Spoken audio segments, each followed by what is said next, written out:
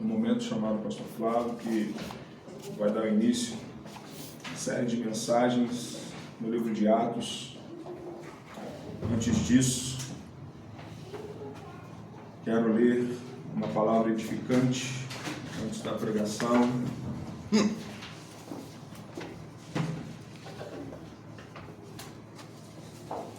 Está lá em Mateus, capítulo 28, versículo 19 ao 20, que diz assim: Ide, portanto, fazei discípulos de todas as nações, batizando-os em nome do Pai, e do Filho e do Espírito Santo, ensinando-os a guardar todas as coisas que vos tenho ordenado.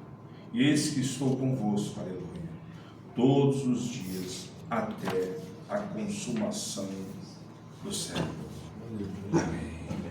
Louvado seja o nome do Senhor. Vamos orar pela vida do servo dele. Senhor Deus e Pai, aqui está o teu servo. Se preparou, se prontificou, está aqui, de pé, para trazer, ó Pai querido, a tua mensagem, a mensagem da palavra rema, o teu evangelho.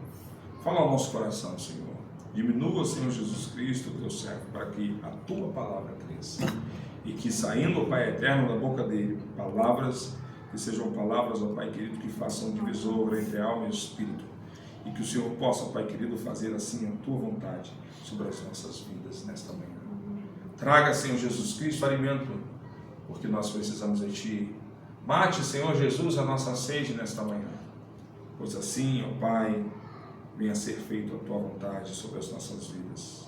Gere consciência, Pai querido, em nós, para que possamos sair daqui, Pai, diferente de como entramos. Em nome de Jesus oramos. Amém. Amém. Glória a Deus. Aleluia. Deus é bom.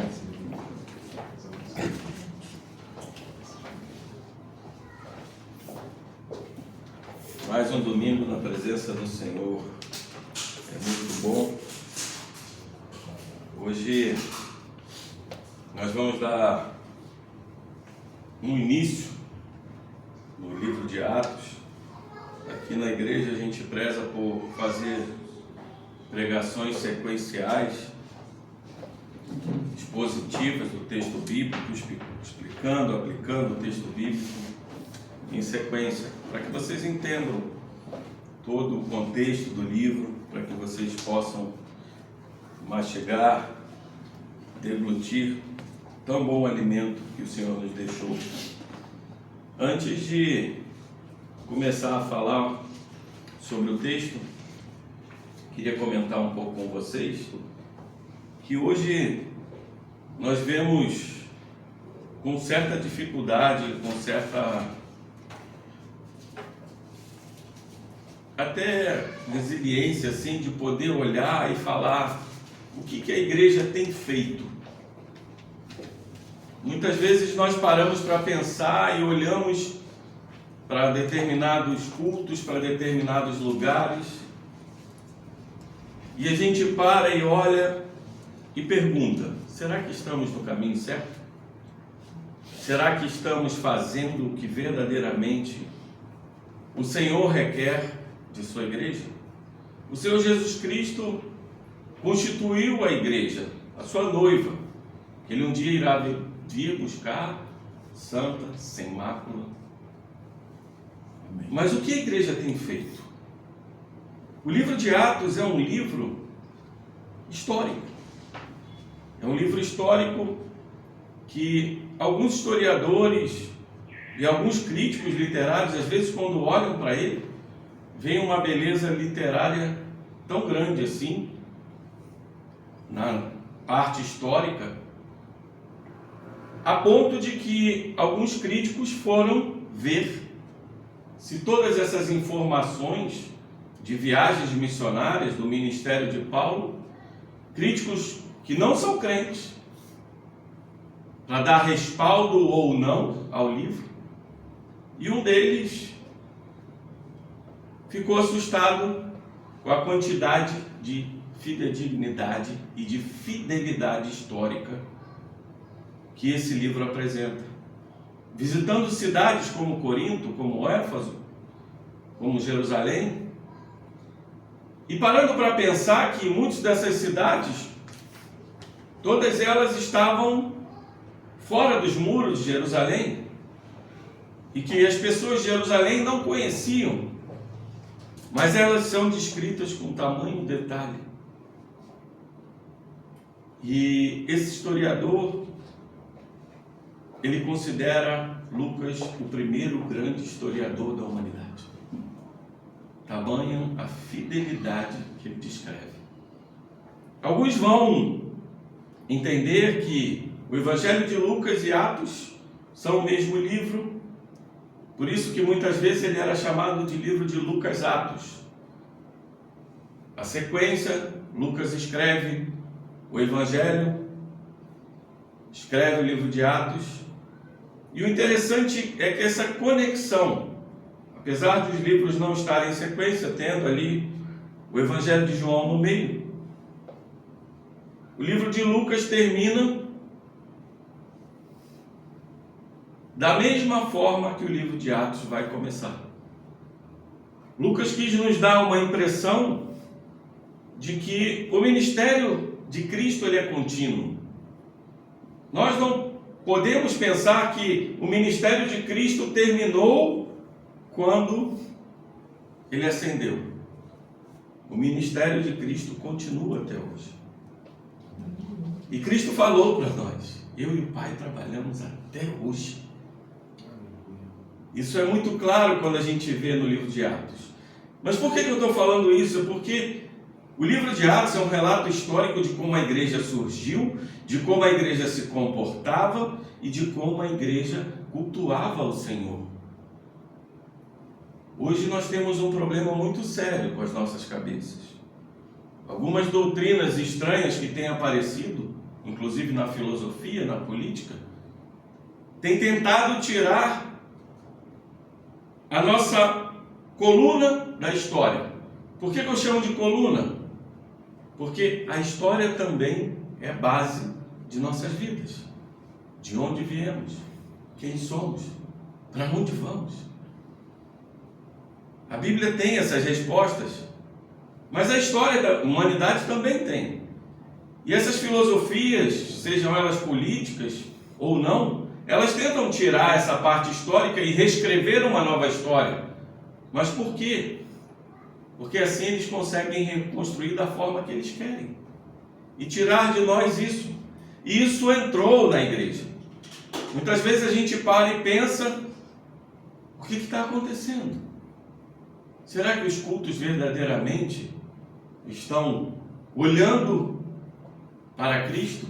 Será que os cultos verdadeiramente têm valorizado a obra do Espírito Santo? Será que os cultos têm louvado e glorificado e adorado a Deus Pai?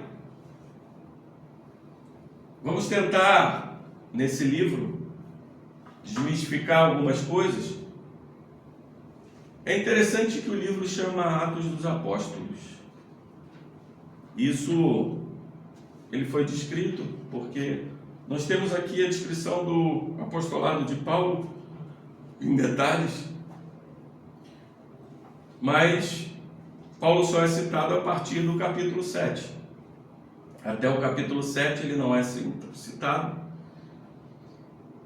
Mas, na verdade, esse livro deveria ser chamado Atos do Espírito Santo de Deus.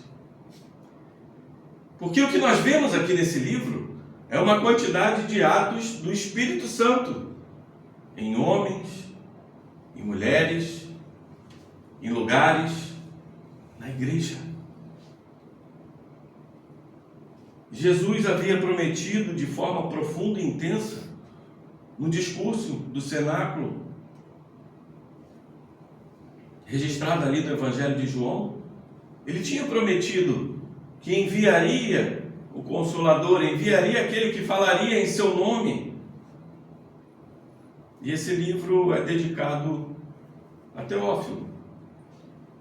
Teófilo é uma palavra que quer dizer, traduzindo o nome, amigo de Deus ou amado de Deus.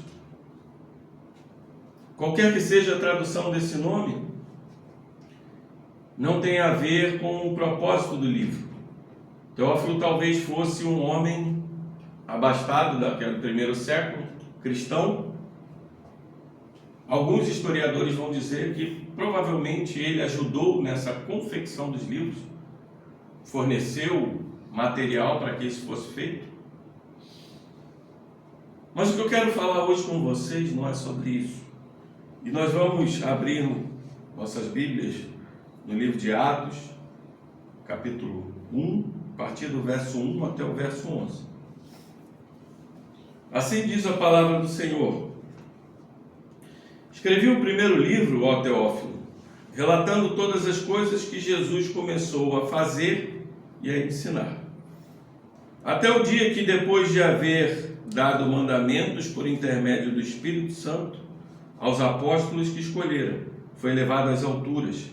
A estes também, depois de ter padecido, se apresentou vivo, com muitas provas incontestáveis, aparecendo-lhes durante 40 dias e falando das coisas concernentes ao reino de Deus. E comendo com eles, determinou-lhes que não se ausentassem de Jerusalém, mas que esperassem a promessa do Pai, a qual disse ele: de mim ouvistes. Porque João, na verdade, batizou com água, mas vós sereis batizados com o Espírito Santo, não muito depois desses dias. Então os que estavam reunidos lhe perguntaram: Senhor, será este o tempo em que restaures o reino a Israel? Respondeu-lhes: não vos compete conhecer tempos ou épocas que o Pai reservou pela sua exclusiva autoridade, mas recebereis poder ao descer sobre vós o Espírito Santo, e sereis minhas testemunhas, tanto em Jerusalém como em toda a Judéia e Samaria, e até os confins da terra. Ditas estas palavras, foi Jesus elevado às alturas à vista deles, e uma nuvem o encobriu dos seus olhos. E estando eles com os olhos fitos no céu, enquanto Jesus subia, eis que 2 varões vestidos de branco se puseram ao lado deles, e lhes disseram: varões galileus, por que estáis olhando para as alturas? Esse Jesus que dentre vós foi assunto ao céu, virá do modo como o viste subir. Aleluia, glória a Deus. Meus irmãos e irmãs, Lucas, chamado médico amado, era um homem muito culto. O grego que ele utiliza nesse texto dá prova das suas credenciais acadêmicas. Ele não escreve só teologicamente, mas historicamente também. O interessante é que quando você vai pensar na infância de Jesus, o Lucas é o que faz o relato mais fidedigno. Alguns vão dizer que ele entrevistou propriamente Maria, conversou com Maria sobre todos os relatos da anunciação, da natividade de Cristo.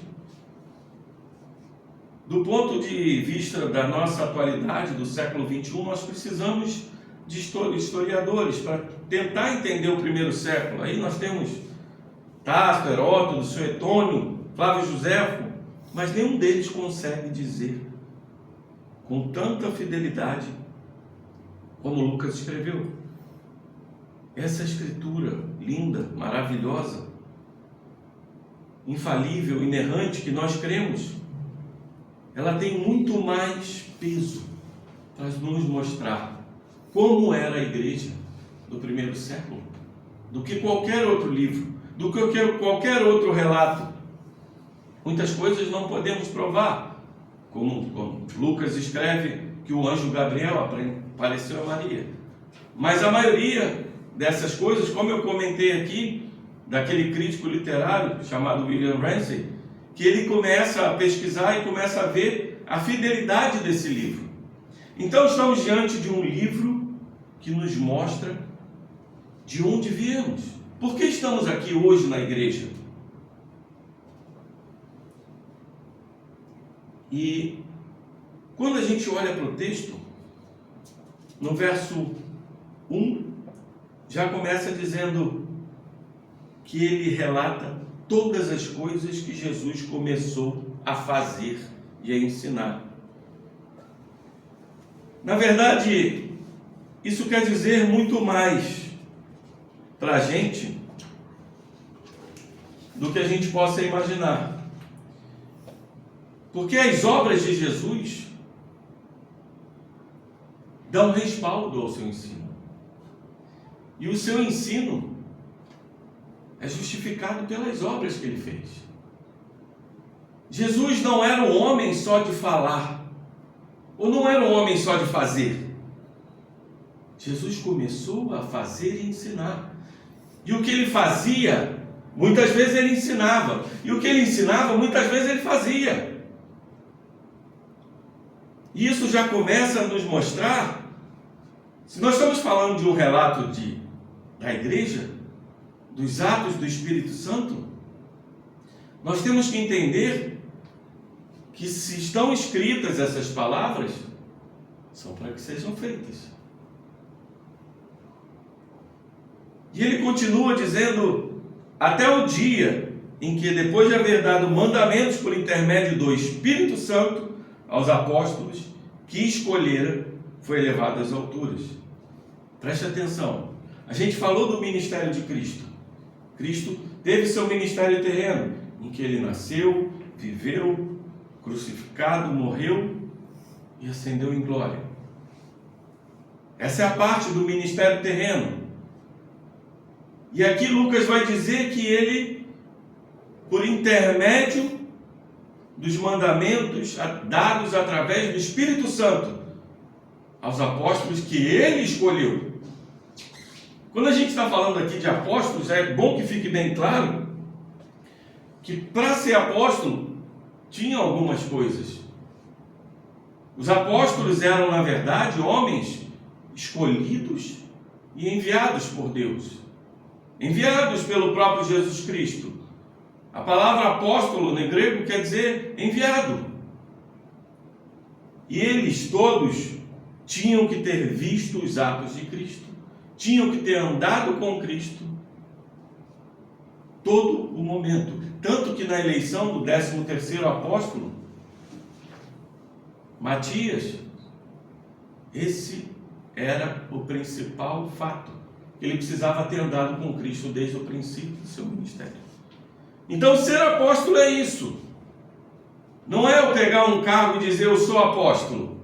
Apóstolo precisou andar com Cristo e precisou ser comissionado, escolhido por Ele e enviado por Ele. E nós entendemos, aí você pode perguntar, mas e Paulo? O próprio Paulo dá o seu relato, que ele aprendeu diretamente de Jesus Cristo durante 3 anos e foi enviado por ele aos gentios. Apóstolo Paulo. Mas quem deu esses mandamentos foi o Espírito Santo, através daqueles que Cristo escolheu. Isso já quer nos dizer alguma coisa? Para ser levantado ministro do Evangelho, tem que ser escolhido por Deus, por intermédio do Espírito Santo, para que você possa levar a verdade às pessoas. E tudo isso tem o respaldo do Espírito Santo de Deus. Hoje nós vemos falhas na nossa igreja, como a gente via no primeiro século, ao longo dos séculos ainda vemos. E muitas vezes, pessoas são levantadas ao ministério pastoral sem que haja a escolha de Deus, sem que haja o respaldo do Espírito Santo.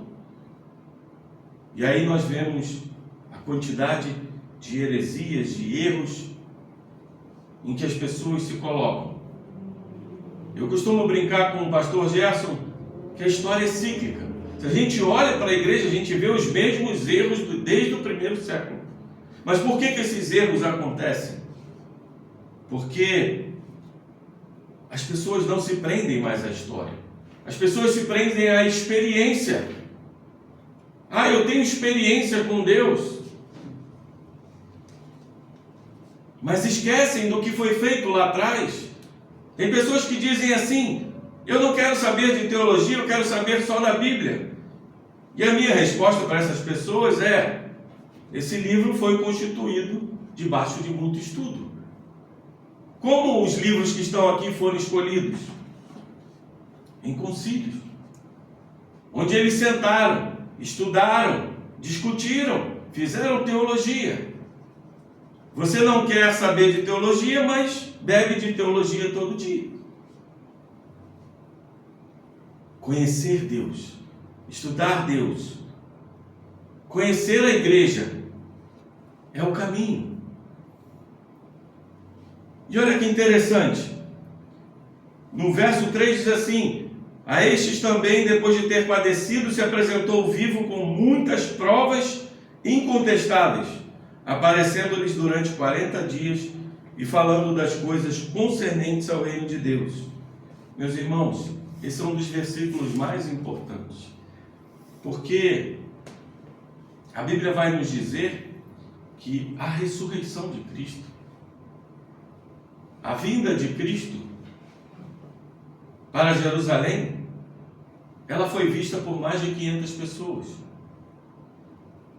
E além disso, ele não só apareceu, ele ficou durante 40 dias com seus apóstolos. Pessoas viam ele. E nesses 40 dias, o interessante é que na Bíblia o número 40 está sempre relacionado na teologia judaica como a um tempo em que Deus reserva para instrução. Moisés ficou 40 dias recebendo instrução. Os apóstolos ficaram 40 dias com Cristo recebendo instrução. E nós vamos começando a entender que para se constituir uma igreja bíblica, existe um período de instrução. Quantas pessoas às vezes acham que abrir uma igreja eu vou abrir uma portinha ali e vou fazer e vou acontecer. Existe um período de instrução em que você precisa estar com Deus, orando a Deus, buscando mais de Deus, conhecendo mais a palavra, conhecendo mais a história. Não é fácil, meus irmãos. Experiência com Deus todos nós temos, mas fazer o que é correto, a maioria de nós não quer fazer. E essas provas incontestáveis, elas são a base do nosso cristianismo. Porque você pode falar de outros, Maomé, Buda, entre outros, líderes de religiões, mas nenhum deles ressuscitou. Viveram e morreram. Os seus ensinos estão aí, mas não ressuscitou. Eles falam de um possível Deus para eles, que viveu e morreu. Nós não falamos de um Cristo vivo que morreu. Nós falamos de um Cristo morto que viveu. Essa é a diferença, porque o nosso Deus está vivo. O nosso Deus é um Deus vivo. Como a gente leu aqui no Salmo 115, os ídolos, os deuses deles, têm olhos, mas não veem, têm ouvidos, mas não ouvem, têm nariz, mas não cheiram, têm pés, mas não pisam. O nosso Deus é um Deus vivo, que nos ouve, que nos vê, que fala. Essa é uma das coisas mais importantes que nós podemos ver no cristianismo. E olha que interessante que Jesus passa 40 dias com eles para constituir uma igreja. E o que Jesus está falando com eles? Das coisas concernentes ao reino de Deus. Jesus não veio falar: Pedro, eu preciso te curar, porque você é muito impulsivo. João, eu preciso te curar, porque você é muito amoroso, mas tem que ser prudente como uma serpente, muitas vezes. Eu vim te curar também, Mateus, porque você acha muitas vezes que tudo possa ser arrecadação, e não é. Não, Jesus veio falar do reino de Deus. Jesus, quando na sua primeira aparição, antes, João Batista fala que o reino de Deus estava próximo. Arrependei-vos e crede. E Jesus fala a mesma coisa.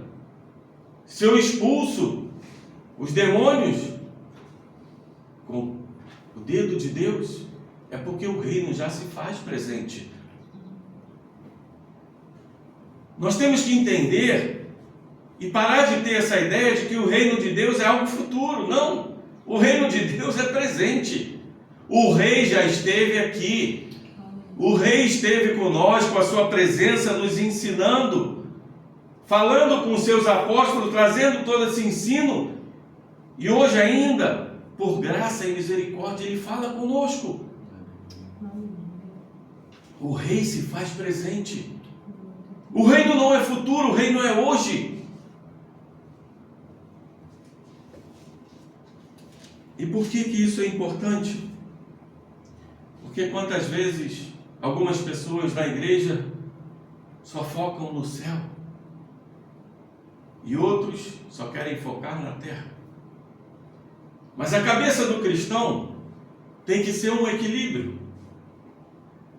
Martin Lloyd-Jones escreveu um livro chamado O Cristianismo Equilibrado, em que ele dizia: nós não podemos olhar somente para o céu, nem somente para a terra.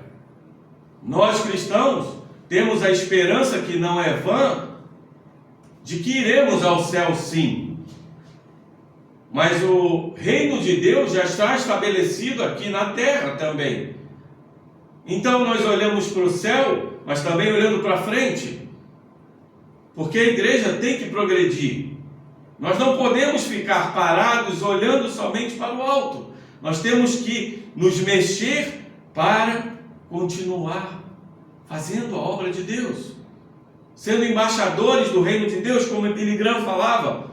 Nós somos embaixadores de um reino, e se somos embaixadores, nós temos que representar o rei. E o que foi que o rei nos ensinou? E o que foi que o rei nos falou? Não é hoje o que eu tenho experiência do que Deus falou para mim, eu tenho a experiência do que Deus falou aos apóstolos, de que está registrado nessa palavra inerrante. Nesses primeiros 3 versículos eu quero destacar para vocês 3 verdades aqui importantes. A primeira eu já comentei com vocês, que é a continuidade do ministério de Cristo. Você percebe que fala que ele começou a fazer, ensinar, depois de haver dado os mandamentos por intermédio do Espírito Santo aos apóstolos que escolheram, e ele é elevado às alturas. Você vê que Cristo vem no seu ministério terreno, é elevado às alturas. Como eu falei aqui, Cristo tem um ministério marcado pela ação, pelo ensino. Não foi doutrina sem dever, nem credo sem conduta. Jesus praticou o que pregou. Jesus pregou, e os homens não ouviram apenas grandes discursos, como muitos querem falar. Jesus era um grande filósofo. Não. Viram nele grandes obras. Porque o filósofo fala, mas ele não faz. Jesus falava e fazia. Então, Jesus concluiu a sua obra na terra, ressuscitou, dando os mandamentos aos apóstolos, depois morreu, retornou. Jesus veio do céu, retornou ao céu e voltou do céu. A continuidade do ministério é muito clara. Em segundo ponto, como eu falei aqui, essas provas da ressurreição de Cristo é uma verdade irrefutável. Como eu falei, não adoramos o Cristo morto que esteve vivo, mas o Cristo vivo que esteve morto. E o terceiro ponto importante, que serve para a nossa igreja, o ensino acerca do reino de Deus. Igreja foi feita para ensinar acerca do reino de Deus. Igreja não foi feita para me agradar, a igreja não foi feita para eu ouvir uma profecia para mim, a igreja não foi feita para isso, a igreja foi feita para falar das coisas concernentes ao reino de Deus. A igreja foi feita para ser levada aos confins da terra, para que pessoas ouçam que um Deus saiu de sua glória, encarnou, viveu, morreu pelos nossos pecados, para que nós pudéssemos ser salvos, porque nós não temos condição de ser salvos. É a graça, essa obra imerecida que nós recebemos. E seguindo no texto, nós lemos aqui no verso 4: e comendo com eles, determinou-lhes que não se assentassem de Jerusalém, mas que esperassem a promessa do Pai, ao qual disse ele: de mim ouvistes. O interessante, meus irmãos e irmãs, que eu quero chamar a atenção nesse versículo é: Jesus estava com comunhão com eles, como muitas vezes Jesus tem comunhão conosco. A gente ora, a gente jejua, a gente faz propósito, e Jesus fala assim: fiquem aí em Jerusalém. Jerusalém tinha sido o lugar da aparente derrota de Cristo. Muitos olharam e falaram: aquele profeta morreu. Aquele profeta que falavam que era Deus foi crucificado e morto.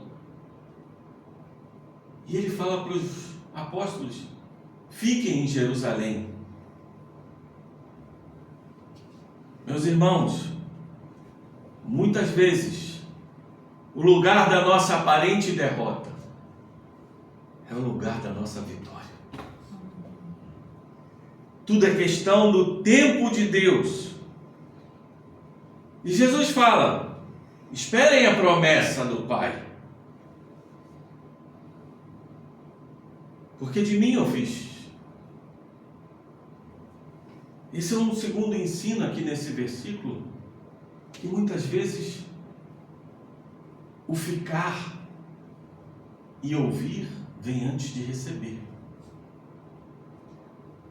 Muitas vezes nós somos imediatistas, nós queremos a coisa para hoje, nós queremos ver a igreja crescer, nós queremos estar no nosso ministério, nós queremos caminhar, e Cristo nos fala: fica, ouve a promessa do Pai e espera no lugar onde estás. Porque ainda tem um tempo de preparo, ainda tem um tempo de instrução. E assim é o que nós temos que entender na nossa vida. Quantas pessoas às vezes falam, eu acho até louvável, aquele amor de querer ir para a rua, ensinar, falar, evangelizar. Mas a pergunta que eu faço é: de que Cristo eles estão falando? De que Deus eles estão falando?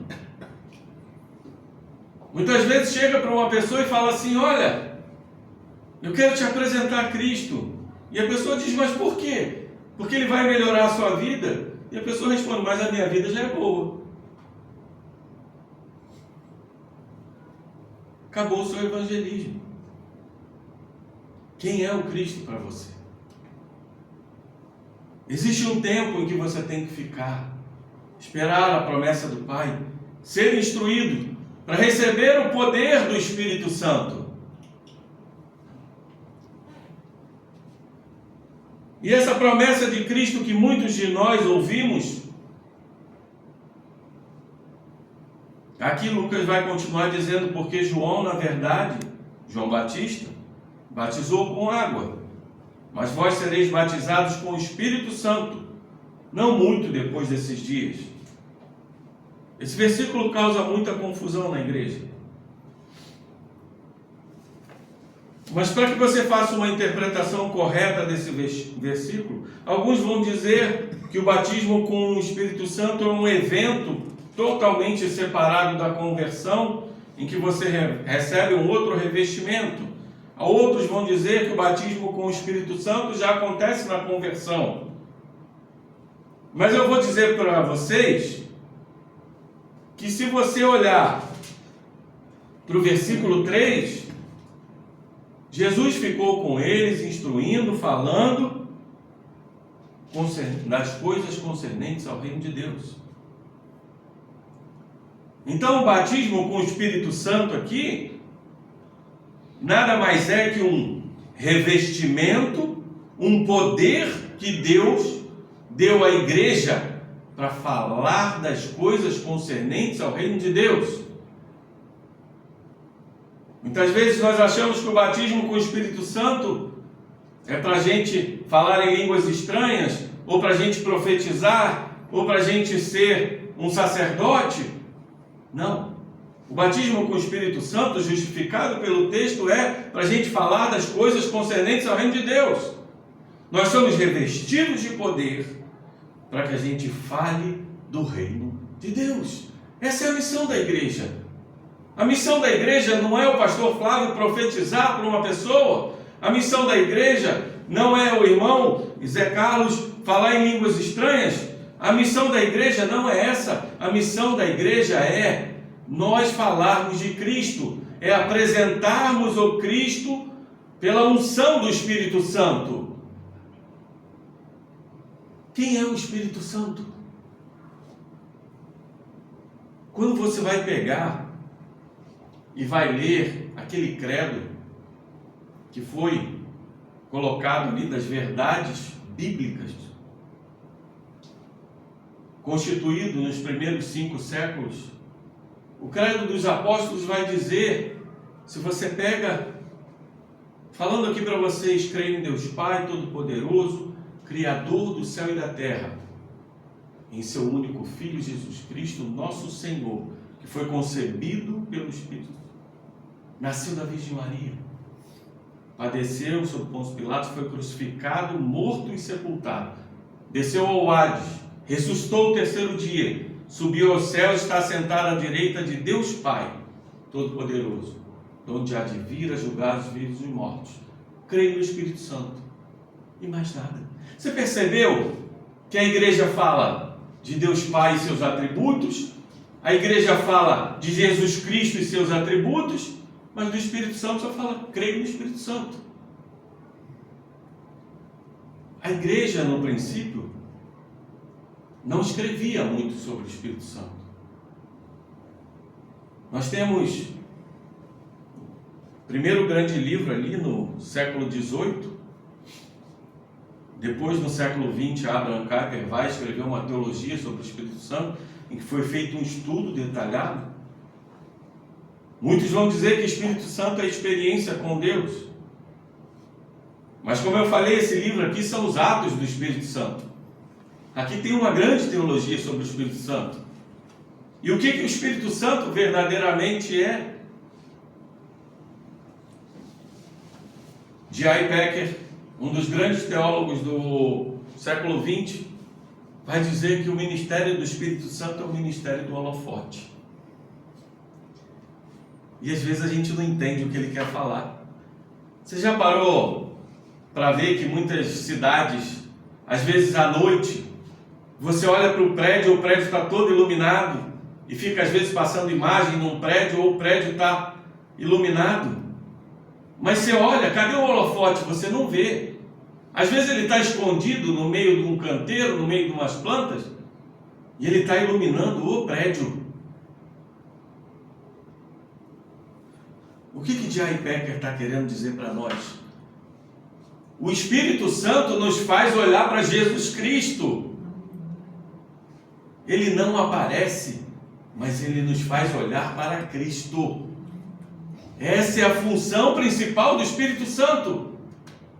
Porque ele vai dizer aqui, vocês serão batizados com o Espírito Santo, sobre as coisas concernentes do reino de Deus. O Espírito Santo aponta para Cristo. É por isso que eu digo, meus irmãos e irmãs, que se você recebe uma profecia, se você recebe algo de alguém, se ela não tem respaldo na Bíblia, se ela não tem respaldo para dizer assim, isso é bíblico ou isso não é bíblico, né? Às vezes pode dizer assim, olha, Como eu já sei de histórias, inclusive de pastores, que no gabinete, uma enviada, não digo nem uma cristã, né?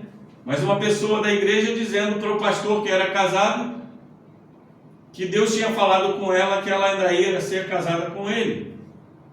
E o pastor respondeu a ela: olha, o Deus que você crê não é o mesmo que eu creio, porque isso não há respaldo bíblico.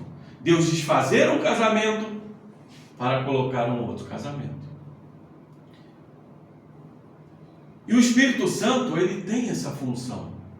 Ele tem essa função de nos mostrar Cristo, de nos mostrar a Bíblia e de abrir os nossos olhos e os nossos ouvidos para o que está acontecendo no mundo de hoje. É por isso que a Bíblia vai dizer que ele nos convence do pecado, da justiça, do juízo. As pessoas querem usar o Espírito Santo em benefício próprio. As pessoas querem usar o Espírito Santo para trazer glória para si.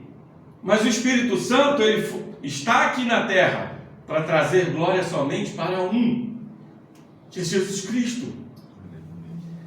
Ele veio para apresentar Cristo. E aí nós começamos a entender o primeiro ponto que eu falei aqui: fique no lugar que Cristo fala. Obediência irrestrita. Obediência irrestrita. Quando Cristo falar, quando o Espírito Santo de Deus falar contigo, esteja no mesmo lugar. Ore, continue, que há de chegar o tempo. Fique. Porque muitas vezes o lugar da sua aparente derrota é o lugar da sua vitória. Segundo ponto é que a gente precisa entender, como eu falei aqui, que essa obediência é algo que a gente tem que ter. E depois a gente para pensar o que Cristo termina assim, dizendo a eles: de mim ouvistes. A promessa é do Pai. Deus é aquele que escreve a história. Muitas vezes nós queremos escrever a nossa história, mas Davi, no Salmo 139, falou assim: Senhor, todos os meus dias estão escritos na palma das suas mãos. Tu tens a minha história nas tuas mãos. A vida do cristão é uma vida de paciência. Às vezes a gente não entende isso. É uma vida de obediência, como a gente viu aqui, mas uma vida de paciência. Porque Jeremias 29, verso 11, vai dizer: bem sei eu os planos que tenho para vós, que são planos de paz. E muitas vezes os caminhos para os homens que parecem bons são caminhos de morte. Provérbios vão dizer isso. Então, meus irmãos e irmãs, vocês estão entendendo que é preciso um tempo de instrução, é preciso um tempo de preparo, e é preciso um tempo de paciência, obediência e paciência, para que Deus faça em nossas vidas o que Ele precisa fazer, porque através do Espírito Santo de Deus, todo o querer e o realizar será feito.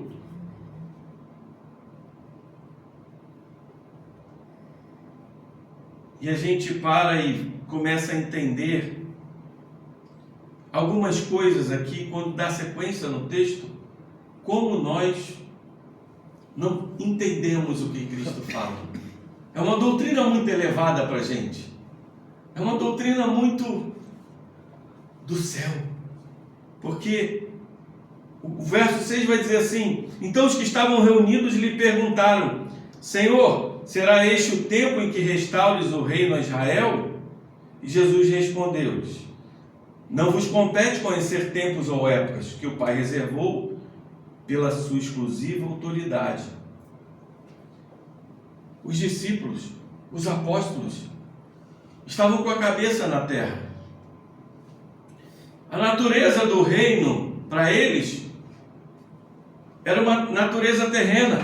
Em várias pregações eu já falei aqui que na cabeça dos judeus, eles creem no Messias, que o Messias que viria para ser um vitorioso em guerra, um vitorioso político, e nesse primeiro século, eles queriam que verdadeiramente Israel fosse liberto de Roma por um líder, e esse líder devolvesse a Israel o seu templo, o seu domínio, todas as coisas, mas com uma cabeça limitada, terrena. E a primeira coisa que Cristo fala com eles, falou assim: eu não mandei que esperassem? Eu não falei sobre paciência com vocês? E vocês me perguntam se esse é o tempo que eu vou restaurar Israel? Vocês estão preocupados com o tempo e eu estou preocupado com outra coisa, de preparar vocês. Vocês estão preocupados com o que tem para acontecer e eu estou preocupado com o que tem para fazer. O acontecer e o fazer são coisas completamente distintas. Porque muitas vezes a gente espera que a coisa aconteça, mas a gente não quer fazer. Quantas pessoas querem viver só o propósito, mas não querem passar pelo processo? Mas para chegar ao propósito é preciso passar pelo processo. O processo de obediência, o processo de espera e o processo de não se preocupar com o tempo. E para eles, o reino era terreno. William Barclay, um grande teólogo, vai descrever esse sentimento judaico assim: o centro da mensagem de Cristo era o reino de Deus, mas o problema era que ele queria dizer uma coisa por reino e aqueles que o escutavam pensavam em outra. Os judeus estavam sempre conscientes de que eram o povo escolhido de Deus, criam que isso significava que estavam destinados inevitavelmente a receber honras e privilégios especiais e a dominar o mundo. O curso da história, porém, mostrava que isso era impossível. A região da Palestina era um país muito pequeno, de apenas 200 quilômetros de comprimento e 60 quilômetros de largura. Teve seus dias de independência, mas estava há muitos séculos submetida sucessivamente a Babilônia, a Pérsia, a Grécia, a Roma. Desse modo, os judeus começaram a esperar um dia em que Deus entraria diretamente na história humana para colocá-los no topo do mundo. Concebiam o reino em termos políticos. Esperavam um reino estabelecido pelo poder e não pelo amor. Existiam 3 erros básicos aqui. Primeiro, eles pensavam que o reino era terreno, em vez de espiritual. O reino de Deus, ele não está num mapa geopolítico. O reino de Deus é estabelecido no coração das pessoas. O reino de Deus, ele não é estabelecido em embaixadas, em governos, mas nos seus embaixadores, onde o escravo do pecado é libertado, onde um súdito do reino de Deus é transportado das trevas para a luz, ali está o reino de Deus. O reino de Deus não é terreno, ele é espiritual. Ele não é pela força do nosso braço, mas pelo poder do Espírito Santo. O poder transformador, que pega corações de pedra e transforma os corações em carne. Outro erro deles é que eles pensavam que o reino era regional, que era para eles, e não um reino internacional, mundial. Eu gosto de dar um exemplo que no ministério terreno de Cristo é como se fosse uma força centrípeta. Ele estava ali, vindo de fora para dentro, para o tempo de preparo dos apóstolos. E depois, o ministério de Cristo continua através da igreja e se torna a ser centrífugo. É de dentro para fora. E é assim que ele busca verdadeiramente os seus súditos, para que entendam que o reino de Deus está em mim mas ele é para fora.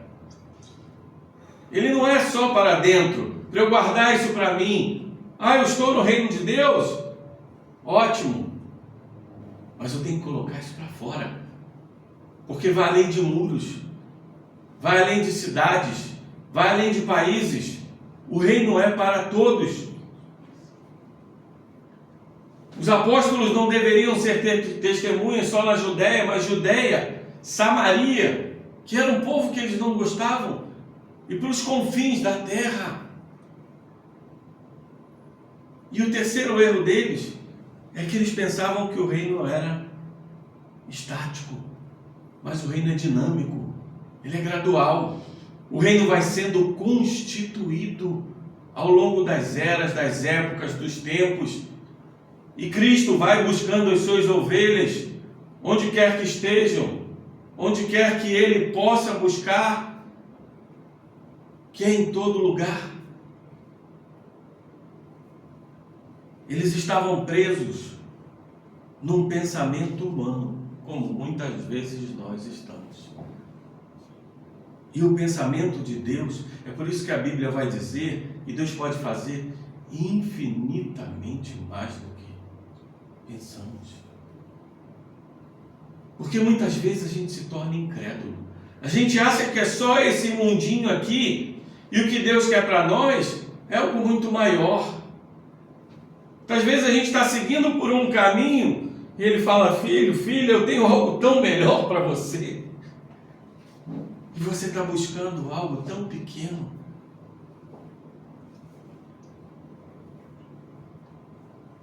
John Stott vai dizer que o antídoto para essa vã especulação espiritual é uma teologia cristã da história verdadeira.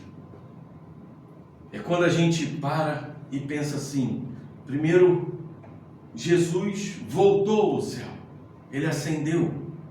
E o Espírito Santo vem do céu, que é o Pentecostes. A igreja sai para o mundo, que é a missão, e Cristo irá voltar, que é o que a gente chama de parousia. É uma sequência. Nós estamos no momento em que Cristo já ascendeu, o Espírito já veio, e nós estamos em missão, trazendo súditos para o reino. E é aí que a gente entende, porque Cristo fala com eles assim: não vos compete entender nem o Cronos, nem o Kairos, nem os tempos físicos, nem as épocas de Deus, nem o momento de Deus. Isso não é importante para vocês. Agora eu vou dizer o que é importante para vocês. Mas recebereis poder ao descer sobre vós o Espírito Santo, e sereis minhas testemunhas, tanto em Jerusalém, como em toda a Judéia e Samaria, e até os confins da terra. Olha que interessante. Cristo fala assim: vocês estão preocupados com o tempo. Eu estou preocupado em preparar vocês, para que vocês tenham ação, para que vocês façam o que eu vos ensinei. Essa é a missão da igreja. Essa é a teologia verdadeira da igreja. Não é se eu acredito ser assim, se eu acredito ser assado, se a minha teologia é reformada, se a minha teologia é pentecostal, se a minha teologia é batista, presbiteriana. A missão da igreja é só uma: é receber o poder do ensino de Jesus Cristo, para que eu possa levar isso não só a Jerusalém, mas a Samaria, a Judéia, os confins da terra, a ilha do governador, onde quer que seja. Falar das coisas concernentes ao reino de Deus, e falar das coisas concernentes ao reino de Deus. Se eu tenho o Espírito Santo de Deus em mim, eu não vou falar da minha vida, eu vou falar de Cristo. Eu não vou falar do meu irmão, eu vou falar de Cristo. É para isso que eu estou aqui.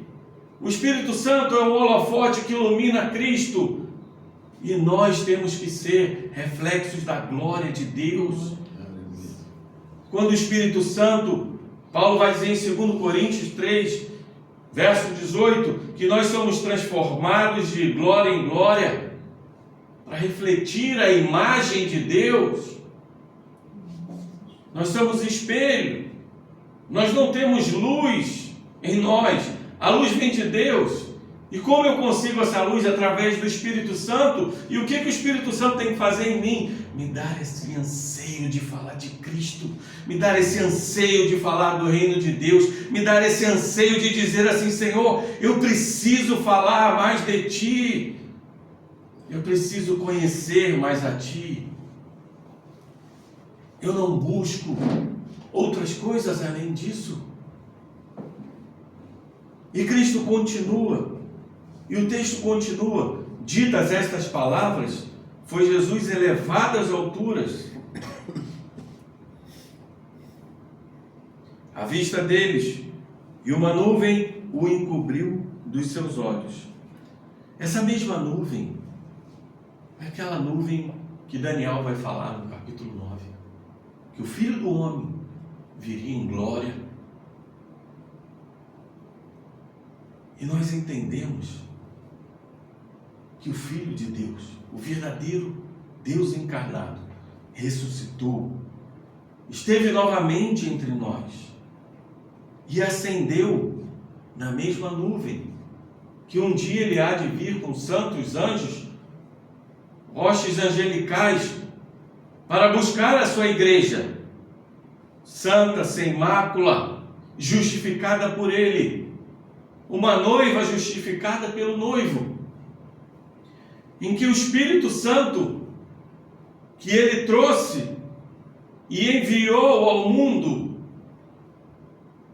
o interessante é que o Espírito vem quando Cristo sobe. Não há nada que não tenha uma sequência correta na Bíblia. Porque Deus Pai envia o seu Filho vem, através do Espírito de Deus, ele ensina, ele faz, ele acontece. O maior evento da história, a crucificação. Ele morre, ele ressuscita, ele ascende, e depois o Espírito vem. Mas você vai dizer para mim: mas o Espírito já estava na terra. Sim. Mas o revestimento de poder para a proclamação do reino de Deus, para a proclamação verdadeira, não só para o povo de Israel, mas para os confins da terra, para todo o mundo, é nesse momento que acontece, que a gente chama de Pentecostes. E o Pentecostes nada mais é que uma capacitação da igreja para falar das coisas concernentes ao reino de Deus, para apresentar Cristo ao mundo, para apresentar Cristo além das suas paredes de casa, para apresentar Cristo além do seu trabalho, além de onde a gente vive.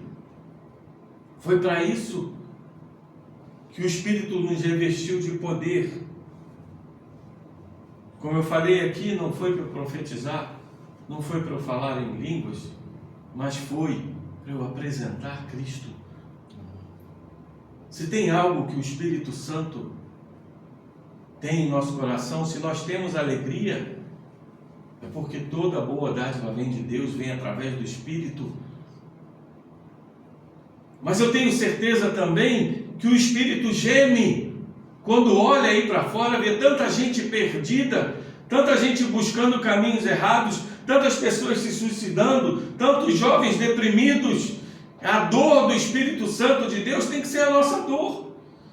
É quando a gente olha para essas pessoas e fala assim: meu Deus, o que está acontecendo com a nossa igreja? Eu preocupado comigo e vendo pessoas padecer, morrer sem Cristo, empresários se matando, pessoas se entregando a falsos deuses, sendo enganadas. E a gente parado, preocupado com o nosso ministério, preocupado com a nossa casa, com a nossa família. Não que você não deva se preocupar, deve, porque o nosso ministério começa nos nossos locais. Mas assim como os apóstolos não podem ficar restritos a um local, o reino de Deus é para fora. Nós temos que colocar isso para fora. Viver da forma que Cristo nos ensinou e nós ouvimos diariamente na Bíblia e podermos levar isso a essas pessoas, para que olhem para nós e digam assim: verdadeiramente ela é uma mulher de Deus, verdadeiramente esse é um homem de Deus. A sua conduta, o seu comportamento, o seu amor, preocupado com a sua família, com os seus vizinhos, com pessoas. Esse é o revestimento e o poder do Espírito Santo. E aqui, nos versículos 10 e 11, diz assim: estando eles com os olhos fitos no céu, enquanto Jesus subia, eis que 2 varões vestidos de branco, anjos, se puseram ao lado deles. Cristo havia falado com eles: olha, passei esse tempo, a promessa do Pai é essa, vocês são revestidos de poder. Eu vou subir, como eu já falei no cenáculo para vocês, eu vou enviar o Espírito Santo para vocês serem revestidos de poder, e vocês farão a minha obra. E esses homens estão olhando ainda para o céu. Eles deviam estar já falando um com o outro: mas Pedro, Tiago, João, como é que a gente vai fazer isso? Porque agora é o reino de Deus. O reino de Deus não é mais aqui para nós, o reino de Deus é para fora. Como a gente vai mandar missionários? Como a gente vai fazer? O que a gente precisa fazer? Vamos organizar a igreja. E eles ficam estáticos, olhando para o céu. E os anjos os repreendem, dizendo assim: varões galileus, por que estáis olhando para as alturas? Esse Jesus que dentre vós foi assunto ao céu, virá do modo como viste subir. Igreja do Senhor, esse Cristo que esteve no meio de nós, esse Cristo que ensinou as coisas concernentes do Rei de Deus, esse Cristo que enviou o Espírito Santo para que a gente pudesse ser revestido de poder e falar do seu reino, é o Rei dos Reis, é o Senhor dos Senhores, é aquele que tem o reino nas mãos e que um dia virá e olhará para a sua igreja e dirá assim: eu vos ensinei a falar e fazer, eu vos ensinei a fazer e depois falar. Essas coisas estão ligadas, não é só falar, não é só fazer, mas eu posso fazer a obra, mas eu preciso falar de Cristo. Eu posso dar um pão? Posso, mas sem falar de Cristo de nada adianta. Eu posso falar do amor de Deus, mas eu preciso expressar o amor de Deus. Uma coisa está ligada à outra. E um dia Cristo voltará para dizer: será que os meus súditos, o meu reino, está sendo estabelecido da forma que eu vos deixei? E o interessante é que eu deixei para o final uma palavrinha que é testemunhas. No verso 8, vai dizer assim: e sereis minhas testemunhas, tanto em Jerusalém como em toda a Judéia e Samaria até os confins da terra. Nós falamos aqui do revestimento de poder. Nós falamos do poder do Espírito Santo, que isso é para falar das coisas do reino de Deus. É para falar do reino de Deus. E ele diz assim: e sereis minhas testemunhas. Ele não está falando assim: olha, você vai profetizar, não que você não possa. Você vai, ele está falando assim: vocês vão ser minhas testemunhas. Vocês vão falar de mim e das coisas que eu ensinei em todos os lugares. E a palavra testemunha, bem traduzida do grego, quer dizer mártire. No grego é mártir. E o mártir é aquele que se sacrifica. O que Cristo está falando assim: olha, vocês são revestidos de poder para pagar o preço. Muitas vezes, nós vivemos um cristianismo aqui relativamente muito tranquilo no nosso país, mas tem pessoas que estão se sacrificando, sendo mártires por essa palavra, por esse Cristo, em países que a Bíblia não entra, em países que falar de Cristo é pena de morte. E quando Cristo diz, vocês serão minhas testemunhas, a igreja foi criada para isso, para falar desse Deus maravilhoso, para falar desse amor de Deus, que é um amor eterno, que é um amor em que a Bíblia vai dizer que desde o ventre da sua mãe, Ele já te conhecia, Ele já te amava, na eternidade Cristo já te amava, porque a palavra também vai dizer que o Cordeiro foi morto antes da fundação do mundo. Se Ele foi morto antes da fundação do mundo, o amor de Deus por você é antes da fundação do mundo. O amor de Deus por você não começou quando você aceitou a Deus. O amor de Deus por você, Ele é lá, Ele vem lá da eternidade. Porque se o amor de Deus tivesse começado depois que você converteu, o nosso Deus não seria imutável, porque Ele era irado com você e hoje Ele te ama. Não, Ele sempre te amou. Ele só estava esperando você dizer, eu te recebo, Senhor, no meu coração. Esse Cristo maravilhoso que te ama, que desceu da sua glória, que veio justamente para falar, eu vim morrer por você, meu amado, minha amada. Eu vim para trazer para você o ensino verdadeiro. Eu cumpri meu ministério, eu ascendi e enviei-vos o Espírito Santo para que vocês pudessem ser minhas testemunhas, para que vocês pudessem falar de mim, para que vocês pudessem falar das minhas obras, para que vocês pudessem falar do meu amor. É esse amor que tem que estar transbordando em nós. É esse amor que tem que estar transbordando cada dia mais, para que a gente fale mais de Cristo.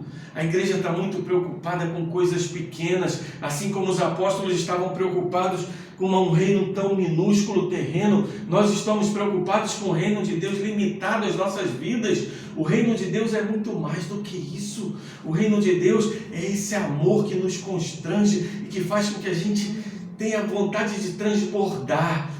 O verdadeiro servo que tem o Espírito Santo de Deus, não é aquele que profetiza, não é aquele que fala em língua, é aquele que está cheio de amor, transbordando de Deus e falando assim, eu quero botar isso para fora, eu quero falar desse Cristo que eu amo tanto, eu quero falar de Deus porque eu não aguento mais, isso está explodindo dentro de mim.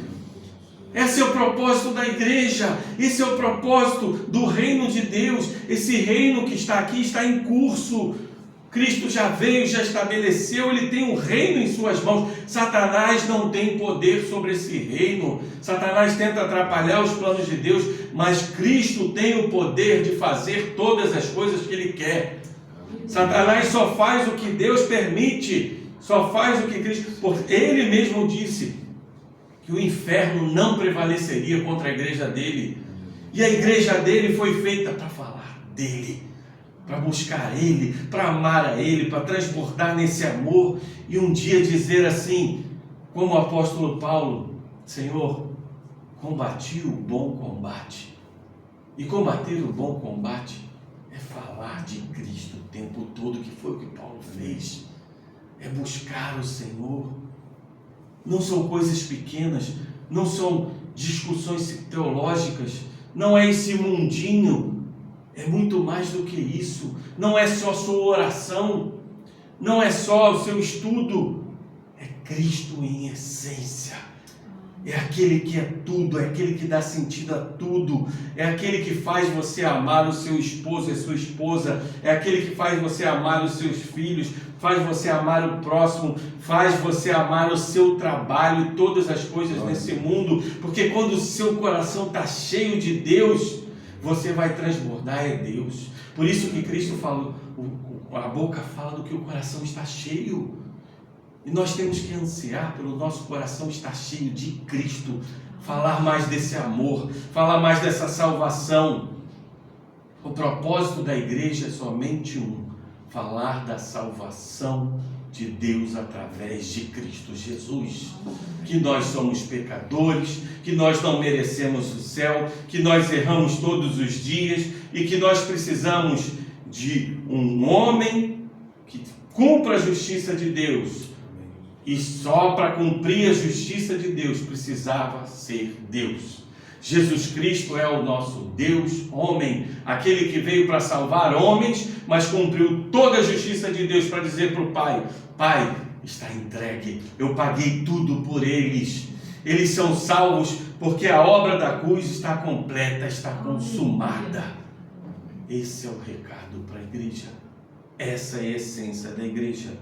Esse é o revestimento de poder e o batismo do Espírito Santo verdadeiro. É quando o nosso coração está cheio desse amor para falar da salvação através de Jesus Cristo. Que Deus nos conceda cada dia mais esse poder do Espírito Santo, que nos convence do pecado, da justiça e do juízo, mas que nos transborda de amor para falar desse Salvador maravilhoso, que nos salvou e ainda quer salvar muitas pessoas, na nossa família, na nossa vizinhança e nos confins da terra, para a honra e glória somente de um, porque o Espírito Santo somente aponta para Jesus Cristo. Amém. Glória a Deus. Aleluia. Vamos orar. Senhor Deus,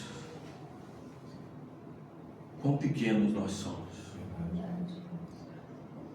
quão faltos de entendimento nós somos. Não fosse o Teu Espírito, nós cairíamos em armadilhas, em coisas erradas, buscaríamos os caminhos errados, mas o Senhor nos convence do pecado, da justiça, do juízo. O Senhor nos coloca o Teu Espírito em nós, sobre nós, para a Tua igreja. Pai, ajuda-nos a entender que o Seu reino é muito mais do que o nosso reino. O reino que pensamos é infinitamente menor do que o reino que o Senhor pensa. O nosso coração é tão limitado, a nossa mente é tão limitada, mas a sua mente é infinita e o seu amor é infinito. Como nós cantamos aqui, ousado amor, infinito amor de Deus. Que nossos corações transbordem dia após dia desse amor e possamos ser espelhos da Tua glória, a glória desse Evangelho maravilhoso que precisa ser mais pregado, falado, levado aos confins da terra, sem que a gente discuta coisas tão pequenas, reinos tão pequenos. Nós criamos os nossos próprios reinos, mas existe um reino maior, de que nós somos súditos. Encha o nosso coração de amor, encha o nosso coração da Tua glória. E Senhor, encha-nos o nosso coração e revista-nos no poder do Espírito Santo, para que cada dia mais a gente fale de Jesus Cristo, nosso Senhor e Salvador. Que esse amor transborde em nós. Somos falhos, somos pecadores, mas o Senhor é um Deus que nos ama. E cremos na Tua graça e na Tua misericórdia, para que sejamos luz para as trevas. É o que oramos em nome de Jesus. Amém e amém.